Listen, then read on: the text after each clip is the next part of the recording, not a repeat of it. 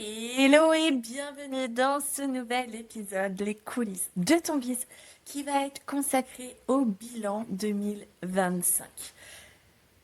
Parce que cette année, elle a été un petit peu rock'n'roll, dirons-nous, et j'ai complètement laissé tomber le podcast depuis le mois de février. Je n'ai publié que 2 épisodes, un cet été et un à l'automne, que tu peux d'ailleurs retrouver. Ces 2 épisodes, ils m'ont permis de ne pas lâcher l'affaire, mais comme j'ai dû lâcher ma monteuse au mois de février, ça a été un petit peu compliqué pour moi de rester focus le reste du temps sur mon podcast, surtout que j'avais des gros projets en 2025 qui m'ont demandé énormément de temps. On va revenir sur cette année rock'n'roll. Bienvenue sur le podcast Les coulisses de ton biz, le podcast pour apprendre à organiser ton quotidien d'entrepreneur. Je suis Marine, consultante et formatrice en organisation du biz. Ici, les invités ne vont pas te dévoiler leur stratégie, mais plutôt leur organisation du quotidien pour réussir à gérer leurs projets et mener à bien leur business. Parce qu'on ne se lance pas tous dans l'entrepreneuriat au même stade de notre vie, parce qu'on n'a pas tous le même cadre de vie non plus, et surtout parce que personne n'est pareil, il existe de nombreuses façons de s'organiser. Tu vas retrouver dans ces interviews des trucs et astuces pour organiser ton quotidien d'entrepreneur et bien plus encore. Alors prépare-toi un thé ou mets tes écouteurs pour faire ton sport et je te souhaite une bonne écoute. Alors déjà, pourquoi je te conseille fortement de faire un bilan si ce n'est pas encore fait? Il est encore temps, bien évidemment, pour toi de le faire. Moi, je suis sur des années qui vont de décembre à fin novembre, donc mon bilan 2025 est fait. Mais il est totalement OK de faire ton bilan au mois de janvier, de le faire au mois de février ou même de le faire au mois de juin. On s'en fiche. L'important, c'est que toi, tu sois aligné avec ce bilan.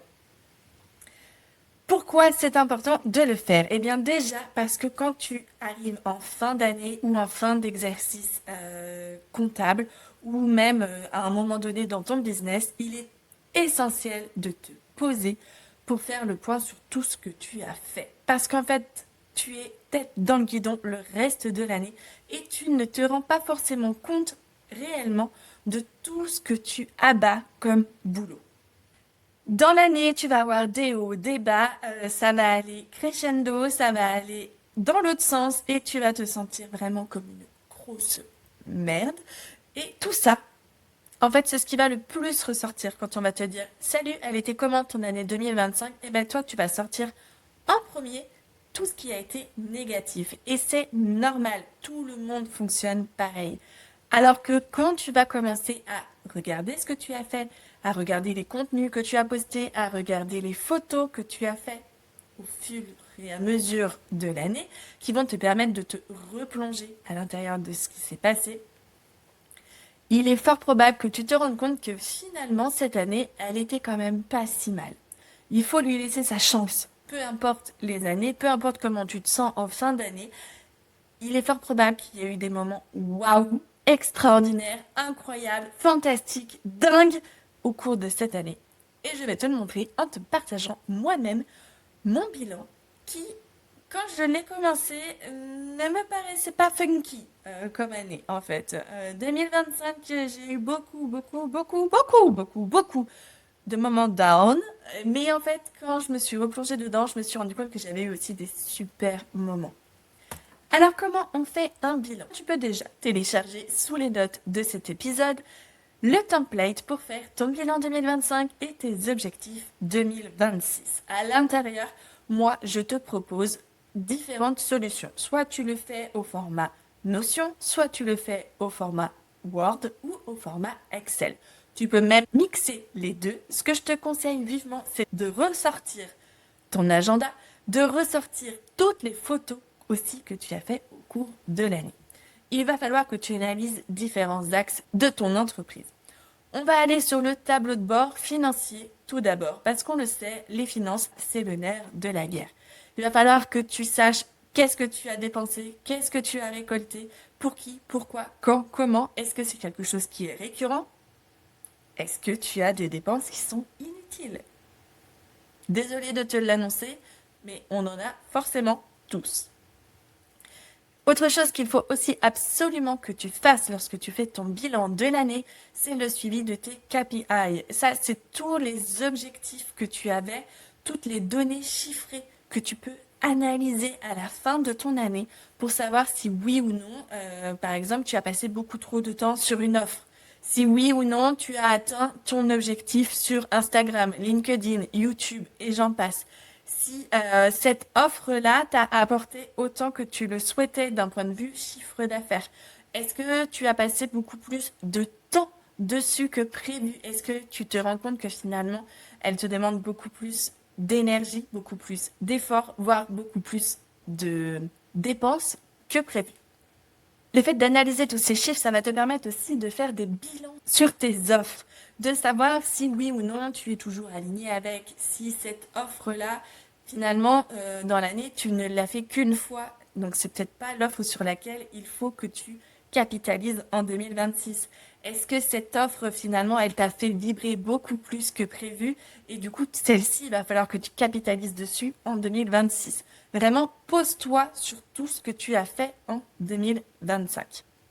Tu vas aussi venir analyser tous les projets qui étaient prévus en 2025 et qui ont été réalisés ou pas. Ça aussi. Des fois, tu vas voir des plans sur la comète. Des fois, tu vas te dire ah là là, finalement, j'avais prévu 3 lancements cette année. Sauf que un bébé est arrivé, donc j'ai pu n'en faire qu'un seul. C'est OK. On ne sait pas ce qui va se passer dans l'année et c'est normal. Donc, respire un grand coup, prends ton temps et analyse tous tes projets. Est-ce que ça a été quelque chose à la hauteur de tes espérances? Est-ce qu'il y a eu le chiffre d'affaires que tu attendais? Est-ce que tu t'es senti confortable pendant ce projet? Est-ce que finalement il y a eu des choses que tu as mises en place qui n'étaient pas du tout prévues? Voilà, vraiment, viens analyser tout ça. Il faut que tu saches si ton programme en début de challenge financier, communication et perso a été réalisé ou non. Qu'est-ce que tu as aimé, qu'est-ce que tu as moins aimé, qu'est-ce que tu as appris aussi, parce que chaque lancement que tu fais, tu apprends forcément des choses et note également tout ce que tu as réussi. C'est bien d'analyser ses échecs, mais c'est encore mieux d'analyser ses réussites pour pouvoir les reproduire. Et enfin, quand tu as mis à plat tout ça, il va falloir que tu viennes faire une synthèse de tout ça.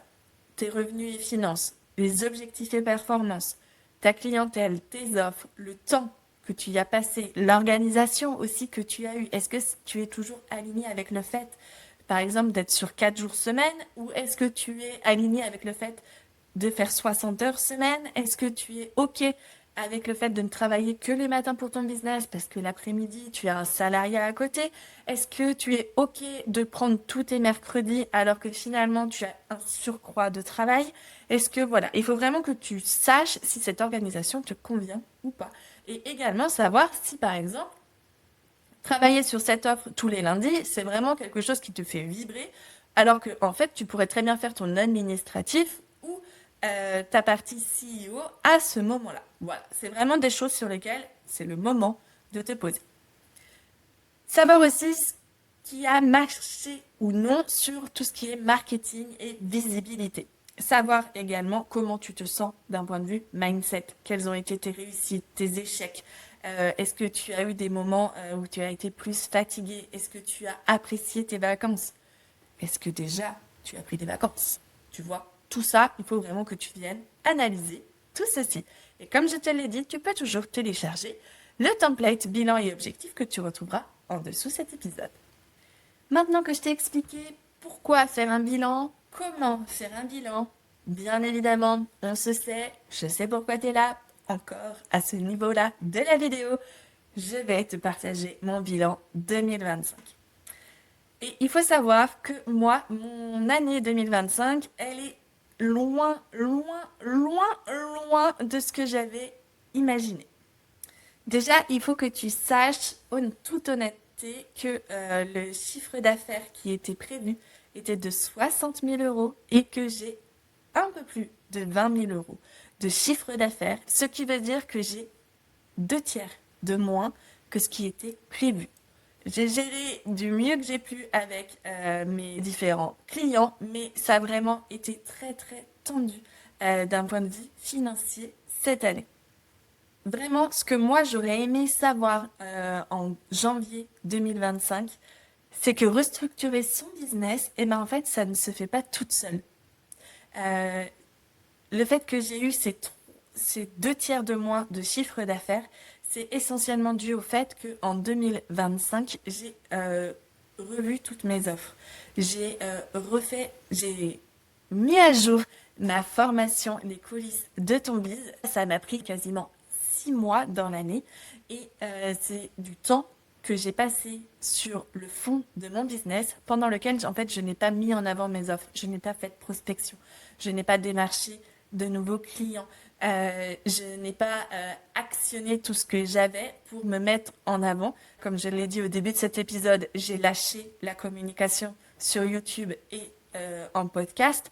Donc ça a vraiment été une partie de cette année où j'ai été en stand-by et j'en ai payé les conséquences assez lourdement, sachant qu'il y a eu d'autres aléas dans l'année qui ont fait que je n'ai pas réussi à avoir ce chiffre d'affaires que j'estimais. S'il y avait vraiment quelque chose que je voulais laisser à 2025, tu vois, ce serait l'incertitude, la précarité et la peur. Parce que c'est vraiment ces 3 sentiments qui m'ont accompagnée le plus en 2025.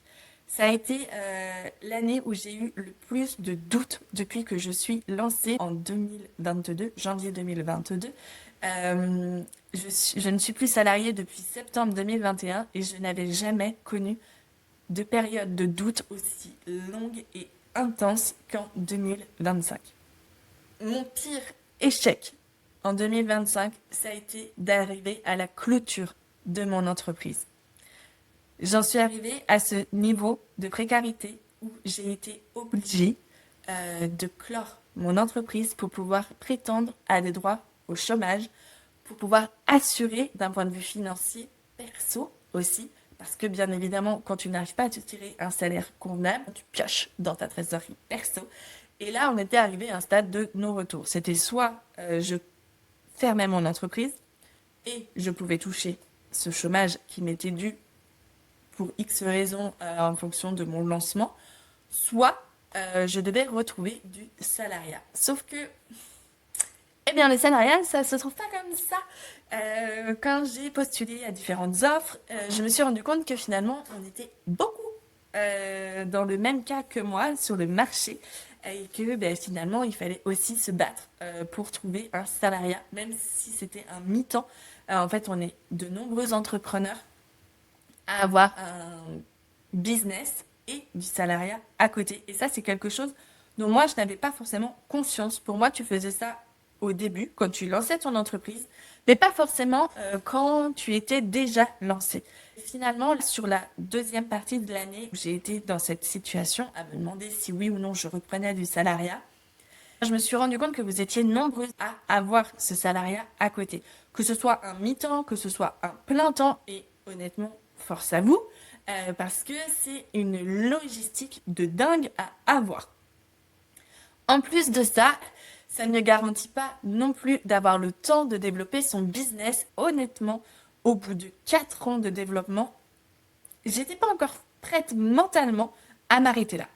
Surtout que moi, si tu me suis depuis quelque temps, tu le sais, j'ai toujours plein de projets en tête. Sauf que cette année, arrivée en septembre, après mon gros lancement, je n'avais plus de projet. Première fois de ma vie entrepreneuriale où je n'avais plus de projet. Je ne savais plus quoi faire. J'étais vraiment dans un état de fatigue et de perte de repère total. Pour te donner une idée, sur les 9 premiers mois de l'année, j'ai réalisé 18 ateliers, 3 masterclass, 3 journées de formation en présentiel à la CCI. J'ai fait la refonte de ma formation. J'ai lancé mon premier sommet en ligne. J'ai lancé mon premier accompagnement de groupe en organisation business. Tout ça, je l'ai fait parce que je suis passée à l'action. L'un a entraîné l'autre et je savais très bien que premier trimestre, j'allais axer sur la création de mes ateliers, de mes formations, parce que j'avais déjà planifié tout ça. Le deuxième trimestre, il allait être axé sur la refonte de ma formation. En plus de ça, j'ai lancé mon premier accompagnement de groupe. Je savais que le troisième trimestre, ça allait être consacré au sommet et au lancement de ma deuxième session groupe, la tribu des coulisses. Sauf qu'après ça, en fait, vide, néant. J'avais prévu rien. Sur le dernier trimestre de l'année, j'avais prévu rien. Et vraiment, si je te ressors mes notes, j'avais vraiment mes trimestres découpés comme ceci, en me disant, bah écoute, c'est simple, arriver après le sommet, arriver après le lancement de groupe, les clients vont pleuvoir du ciel. Je ne sais pas ce qui m'a pris, peut-être une envie de licorne, de paillettes, d'arc-en-ciel, mais ça s'est pas du tout passé comme ça. Et en fait, quand tu fais ton bilan, tu analyses et tu te rends compte de tes erreurs. Et moi, mon erreur principale, ça a vraiment été le fait de ne pas communiquer sur mes offres ou de mal communiquer dessus. J'étais tellement dans ma bulle, en mode solo, que moi, je voyais ce que je faisais, je voyais mes offres, je savais les retours que mes clients m'en faisaient, mais en fait, je communiquais pas dessus parce que, je sais pas, peur de déranger, peur de me la péter, peur d'être un peu trop. Et du coup, cet été, j'ai commencé à me rendre compte de tout ça et à me reprendre en main. J'ai repris tout ce qui est prospection. Donc, depuis cet été, j'ai repris à communiquer sur mes offres tous les jours. Oui, parce que moi, c'est tout l'un ou tout l'autre. Donc là, c'est tous les jours. Tu entends forcément parler d'une de mes offres. Surtout que je suis quelqu'un qui communique quand même régulièrement, que ce soit sur Insta, sur LinkedIn, en story, en newsletter. Là, je vais reprendre activement YouTube et le podcast. Donc, clairement, si je veux me faire entendre, j'ai la possibilité de le faire. Alors, j'ai repris tout ça. J'ai mis en avant les retours de mes clients. Et ça marche. C'est dingue, hein? Et ce qui a été vraiment le changement total pour moi, ça a été le fait de reprendre à animer des ateliers et des masterclass sur le quatrième trimestre qui n'était pas prévu à la base. En fait, cette année, en 2025, je me suis vraiment rendu compte que c'est quelque chose qui m'animait énormément. C'est communiquer avec les gens en vrai, en live. Vous tournez des vidéos comme ça, c'est sympa, mais en vrai, quand j'ai vos retours en live ou en présentiel, c'est vraiment un pur kiff. D'ailleurs, je vais revenir sur mes plus gros événements de l'année, ce qui était prévu, ce qui n'était pas prévu, et je terminerai avec mes plus belles sorties de zone de confort et mes meilleurs investissements pour cette deuxième partie du bilan. Ce qui était prévu en gros événements cette année, c'était déjà la refonte de ma formation Les coulisses de ton biz. Je l'ai lancée en octobre 2023 et depuis, moi, j'ai progressé en organisation. Mes clients m'ont fait des retours, j'ai coaché des gens, donc j'ai découvert des nouvelles organisations. En plus de ça, dans tous les épisodes, les coulisses de ton biz que tu peux retrouver sur YouTube et en podcast, où j'interviewe des entrepreneurs pour découvrir comment ils passent à l'action et ce qu'ils mettent en place pour structurer leur business. J'ai appris également et je voulais partager toutes ces nouveautés avec mes clients. Donc, j'ai refait toute la structure de ma formation. De base, il y avait 4 modules, on est passé à 6 modules. Il n'y avait aucun bonus. Maintenant, il y a plusieurs bonus. Le but, ça a vraiment été de mettre en avant et de vendre cette formation qui bouleverse mes clients et qui me font des retours incroyables en me disant en si peu de temps avoir réussi à reprendre confiance en moi, avoir réussi à avoir du temps pour moi. Il y en a une, elle a repris ses études. Il y en a une, elle me dit, en fait, je pensais pas vouloir de troisième. Et comme j'avais le temps, on est reparti sur un troisième bébé. C'est vraiment des choses incroyables qui me sont revenues en boomerang suite à cette formation. Donc ça, ce n'est pas du tout un échec pour moi, c'était vraiment une réussite dans l'année, même si au final, je sais que c'est à cause de ça j'ai fait si peu de chiffre d'affaires. C'est vraiment à contresens tout ça, mais je sais que c'est pour un meilleur après. Mon second gros événement de l'année, et alors celui-ci, c'était mon plus gros rêve entrepreneurial. Je l'ai réalisé, mais je ne m'attendais pas à un tel contre-coup derrière. J'ai créé mon premier sommet en ligne. J'ai regroupé 9 intervenantes pendant 3 jours. On a animé un sommet sur l'organisation du business et surtout autour de nos 3 aspects en tant que maman entrepreneur. Donc il y avait vraiment ma vie, mon biz et moi. Dans ma vie, c'était ma vie avec mes proches, ma vie avec mes enfants, mon biz et moi. Parce que je voulais vraiment axer sur le fait que si toi tu ne vas pas bien, si toi tu n'es pas organisé, ton business ne peut pas l'être non plus et ta vie perso également. Ça a été une aventure incroyable. Une montée d'adrénaline comme je n'avais jamais eu d'un point de vue entrepreneurial. Honnêtement, moi je l'ai comparé à mon mariage. Ça faisait la même chose. J'étais sur le même nuage, j'ai mis autant de cœur à l'ouvrage, c'était vraiment incroyable. Je savais que tout était en place, que ça allait fonctionner, qu'il suffisait de me laisser porter pour que ça avance et c'est vraiment comme ça que ça s'est passé. Le seul hic à ce sommet, c'est que je n'ai pas eu le nombre de personnes inscrites que je souhaitais. Je n'ai pas eu non plus le nombre de conversions suite à ce sommet que j'espérais. Et ça, je l'ai vraiment vécu comme un échec. Il m'a fallu un mois et demi même, quasiment 2 mois, pour remonter cette pente et reprendre confiance en moi, reprendre confiance en mon business et en mes capacités à aider les gens. Ça a vraiment été dur, intense pour moi, bien que j'y étais préparée. Ça a quand même été une grosse zone d'inconfort dans mon année. Ce qui n'a pas du tout été prévu. En 2025, si tu m'avais posé cette question au 1er janvier 2025, jamais je n'aurais pu te dire que ça allait être l'année où j'allais lancer mon coaching de groupe. C'est quelque chose que j'espérais faire en 2026. Finalement, j'en ai déjà lancé 2 en 2025. Je ne pensais pas non plus un jour accompagner des hommes à restructurer leur organisation. Merci à vous, messieurs, qui m'avez fait confiance cette année, parce que ça a été quelque chose de très challengeant, finalement, de creuser votre organisation, votre façon d'être, votre façon de faire et votre façon de vous organiser. Donc, c'est des personnes que j'ai accompagnées via mon offre Dis-moi comment on s'organise. Et pareil, ils sont arrivés à un moment opportun où j'étais en plein doute, en pleine restructuration. Et finalement, ça m'a permis d'actionner de nouvelles choses. Il y a aussi tous les hommes qui ont assisté à mes ateliers. Pour moi, c'était quelque chose qui n'était pas du tout possible puisque je communiquais essentiellement au féminin, que ma cible idéale, ce sont les mamans entrepreneurs. D'avoir des hommes face à moi dès le premier atelier, j'ai été un petit peu déstabilisée. Et finalement, je me suis rendu compte que ça créait une super cohésion de groupe et j'ai adoré. Vraiment, c'est quelque chose que je n'imaginais pas du tout dans mon business.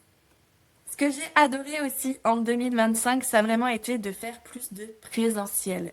Tous les ateliers masterclass que j'ai animés en présentiel, c'était vraiment quelque chose complètement différent de quand on le fait en virtuel. Quand on est en virtuel, ça m'est déjà arrivé de parler pendant 1 heure à mon ordinateur parce que toutes les personnes face à moi ont leur caméra éteinte et ne participent pas dans le chat. Quand on est en présentiel, c'est complètement différent. En fait, les personnes, elles ne peuvent pas se cacher derrière leur écran. Elles sont obligées d'interagir et même si elles se cachent au fond de la salle comme certaines, eh bien, moi, je vais aller les chercher. Et ça, c'est quelque chose que j'ai vraiment adoré. Autre chose qui s'est passée en 2025, c'est que 3 de mes clientes sont parties en congé maternité. Donc, ça veut dire du revenu en moins. Et ça, c'était pas prévu d'en avoir 3 d'un coup. Il y en a une que je savais, mais elle a prolongé son congé, donc la durée a été plus longue que prévu. Et les 2 autres, ce n'était pas prévu à mon lancement de l'année. Tant mieux pour elle, quand on accompagne des femmes entrepreneurs, on le sait. Maintenant, je sais que je peux capitaliser et je sais aussi que je peux l'anticiper un peu mieux, parce qu'on apprend toujours de ses échecs. Les plus belles sorties de zone de confort en 2025, eh bien, l'une qui a été la plus challengeante, ça a été la création de ce sommet. Comme je l'ai dit, une montée d'adrénaline, une prise de confiance en moi pour le faire, me retrouver face à des centaines de personnes qui attendaient d'avoir de la valeur derrière, de, du switch de mindset, d'apprendre des choses, de mettre en place des choses directement. Tout ça, c'était hyper challengeant et une sortie de zone de confort incroyable. J'ai été aussi formatrice à la CCI. C'était assez challengeant pour moi, une grosse sortie de zone de confort, de faire une animation pendant une journée complète face à des salariés. Ça n'a pas du tout été un point fort de mon année parce que ça a été contre-productif pour moi de me retrouver face à des personnes qui n'avaient pas envie, tout simplement, d'être là. C'est pas agréable ni pour eux ni pour moi de me retrouver face à des personnes qui n'avaient pas le choix. C'était leur hiérarchie qui leur avait dit de venir ce jour-là, d'assister à cet atelier et en fait, certains s'en foutaient complètement. Donc, c'était assez compliqué. Mais je suis contente d'avoir coché ça sur ma liste de souhaits que j'avais faite quand je me suis lancée dans l'entrepreneuriat, même si je sais maintenant que ce n'est pas du tout vers ça que je vais tendre en 2026. Quelque chose aussi que j'ai réalisé en septembre 2025, que j'avais visualisé en septembre 2024, c'était d'animer des tables rondes au Social Selling Forum. Et ça, par contre, c'était un pur kiff. De me rendre compte que un an avant, j'étais dans cette salle en tant que spectatrice. Je me suis dit, ce jour-là, c'est exactement ça ce que je veux faire. Je veux animer des ateliers, je veux animer des masterclass et je veux animer des tables rondes. Et un an après, j'ai fait 18 ateliers, 3 masterclass et que je suis en train d'animer des tables rondes Social Selling Forum, un truc de dingue, niveau mental pour moi, d'être de l'autre côté de la scène. Ça, c'était vraiment une sortie de zone de confort, déjà, parce que tu te retrouves face à 250 personnes. Et en plus, d'être avec des cadors à côté de moi et de me dire, ok, en fait, je suis là, je suis à ma place et allons-y, en avant. Mes meilleurs investissements de 2025, j'en ai fait plusieurs investissements, mais vraiment mes 3 meilleurs, ça a été déjà de faire la refonte de ma charte graphique en janvier avec Alexiane. Ça a été un pur kiff parce que ça m'a permis de me poser sur mon business d'une façon complètement inattendue pour moi et dans sa façon de travailler, dans sa façon de creuser mon mindset, de creuser mes envies, de creuser ma cliente idéale. Ça m'a vraiment permis de m'asseoir après dessus toute l'année et d'avancer droit devant. En plus, cette charte graphique, elle me correspond à 100%. Ça fait 1 an que je l'utilise et je n'ai rien changé dedans. Un autre investissement que j'ai mis ici, c'est le pack de contenu que j'ai acheté à Marine Bolano. Ce pack de contenu, il m'a sauvé mon dernier trimestre. Il m'a permis d'assurer toute la communication de septembre et octobre et de faire mon lancement pour le sommet et d'enchaîner avec le lancement pour la tribu des coulisses. Clairement, si je n'avais pas investi dedans, je n'aurais pas autant communiqué sur le sommet et je n'aurais pas du tout communiqué sur la tribu des coulisses parce que j'étais dans un tel état de fatigue, de doute, de remise en question que j'aurais fait l'autruche. Et ça, j'en suis convaincue. Et enfin, mon 3e meilleur investissement, rien à voir avec le business, c'est un investissement perso, mais qui m'apporte tellement d'un point de vue bien-être et équilibre. J'ai été accompagnée par Julie sur toute la partie nutrition, alimentation et sport depuis le mois de juin, parce que j'avais besoin de me restructurer morphologiquement et de perdre du poids. J'ai fait appel à elle et c'est vraiment quelque chose que je mets en avant dans ma communication, aussi d'un point de vue mindset. Ça a vraiment été un bouleversement pour moi de reprendre confiance en mon corps. C'est quelque chose qui est vraiment essentiel dans ton business. Donc vraiment, je te conseille vivement de reprendre confiance en ton corps si tu veux avancer un peu plus fort dans ton business. Ce qu'il faut retenir pour faire le bilan de cette année 2025, c'est vraiment le passage à l'action. C'est là-dessus que moi, je te conseille de plus appuyer en 2026. C'est grâce au passage à l'action, au fait de ne pas procrastiner, d'avancer, d'y aller, et de réajuster, de te remettre en question, de faire des bilans réguliers sur ce que tu as fait, sur ce que tu veux faire également, où tu en es, qu'est-ce que tu fais, et de partager tout ça. C'est grâce à ça que tu vas pouvoir avancer en 2026. Et d'ailleurs, je le place ici, tu peux rejoindre le mastermind capitaine et copilote que je lance là en début d'année, qui va te permettre de m'avoir comme copilote pour que toi, tu sois le capitaine de ton business et que tu avances sur tes projets.